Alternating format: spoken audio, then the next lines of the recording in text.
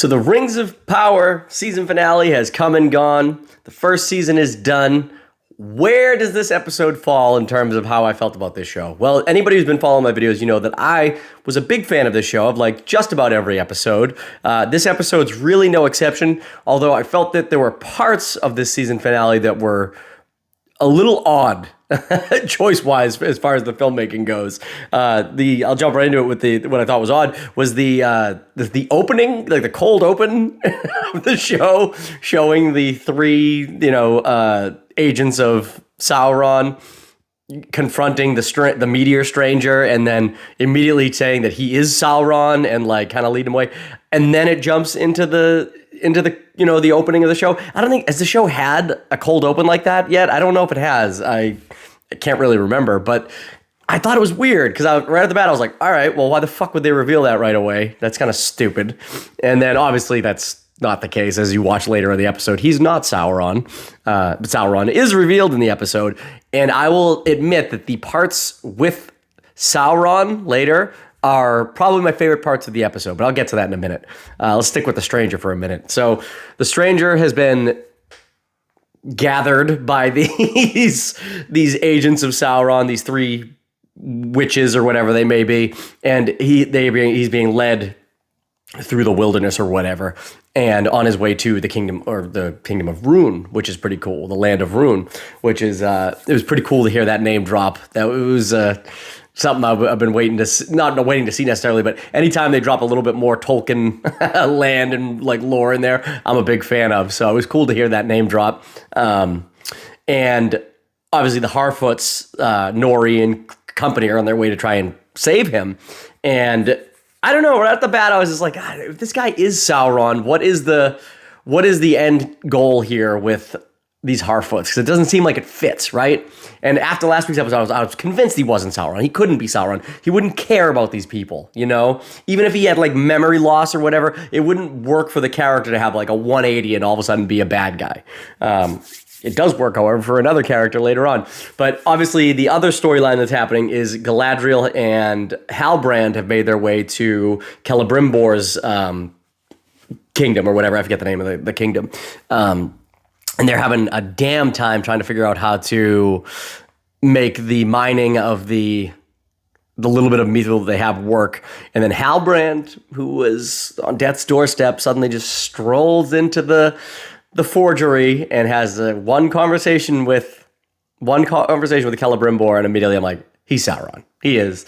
I mean, the groundwork was laid out, but I didn't think it was the case. I thought for sure he would have been just like one of like the men who would be turned into one of the Nazgul later on, but they not the Nazgul, the what do you call them? The ring wraiths there. Are they the Nazgul? No, the Nazgul are the flying things. Forget it. Too many fantasy series in my head. Too many terms jumping around. But so I thought for sure he would have been revealed as being one of them. But no, he's straight up Sauron. And interesting that he had the events from the previous episode with the Lord, the father of the orcs, kind of saying that he killed Sauron and like cast him aside or whatever it was. And maybe there is some truth to that, because he does say when Halbrand is caught as being, Sauron or by Galadriel as it unfolds, he does admit that like the reason he went to help her is because she was going to fight one of his enemies. So it was pretty interesting there to see the way that his storyline kind of played out. I do like how devious he was. Like the second he saw the mithril, he's like, ooh, that could be useful to me. And suddenly he's like, oh, I was always supposed to come here and help with the forgery. I'm just trying to lend a hand. And I do like that Halbrand kind of made that turn. During the season when I was guessing who Sauron would be, I obviously thought it might be Halbrand, but then kind of went back on it. This show had me going back and forth on a few people, but like not to the point where I expected there to be a big reveal like that this season necessarily.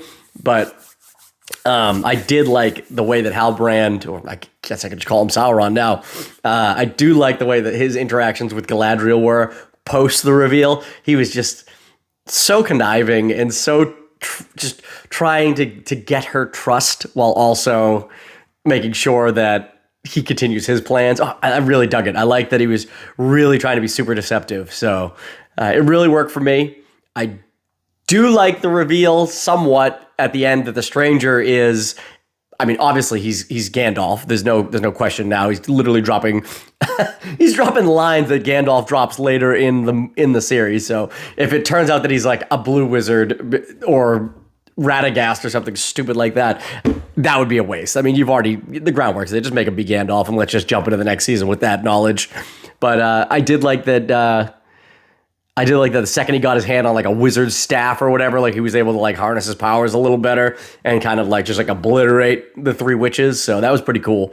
I think a lot of the people who have issues with this show will have issues with this finale because it kind of, like most of the show, it tiptoes into like fact from the lore, from the books, and obviously makes its own thing. So I think some people will have problems with that. I didn't have problems with that. I haven't had problems with that this whole show. I understand that in the Second Age, there isn't that much content. I know people are going to attack me in the comments or attack me online for saying such things, but there isn't. The Silmarillion has 2.5 hours of content for the Second and Third Age and 2 chapters.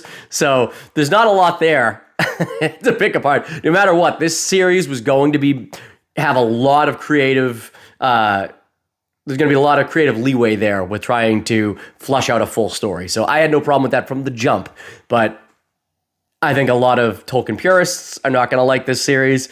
I think there's definitely room for improvement. I'm not going to say the show is perfect. It was not, but hopefully with them already begin filming or production on the second season here, hopefully they take this into consideration when they're crafting where they're going with the second story here.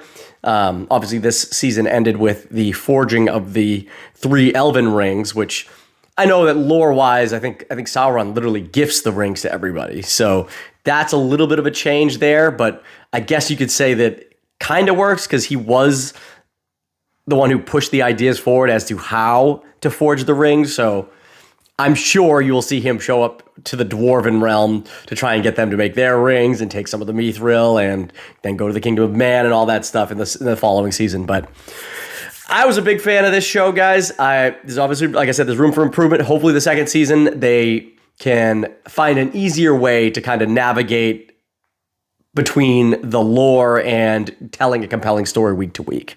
I'm really hoping for that, but I dug this first season. The question is for you guys.